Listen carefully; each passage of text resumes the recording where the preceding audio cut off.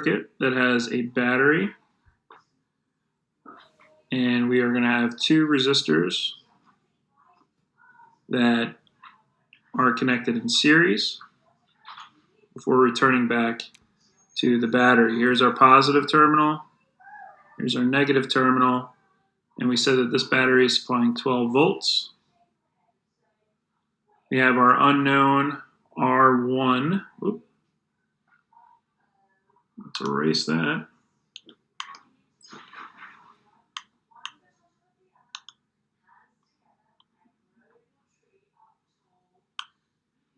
We have our unknown R1. That's just looking great. And our R2, which has a resistance of 5 ohms.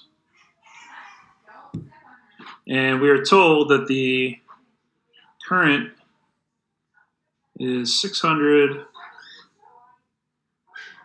milliamps. Now, that's the same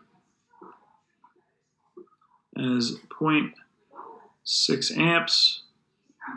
Remember, when you go from milliamps to amps, or milli to anything, you're dividing by 1,000. So 600 divided by 1,000 is 0.6.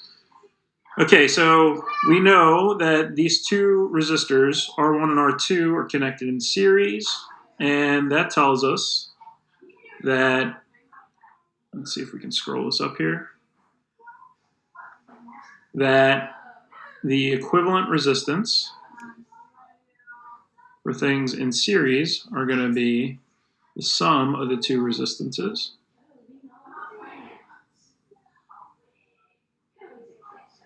And the total voltage used up by this circuit is going to be the current times the equivalent resistance. The current, we know, that needs to be 600 milliamps. And our equivalent resistance is going to be the sum of these two, R1 plus R2. And now we just need to solve for the proper R1 in order to give us the current that we need. So let's rearrange this and solve for R1. This becomes the voltage divided by the current. That's equal to the sum of the resistances. And R1 then is equal to our voltage divided by our current minus R2.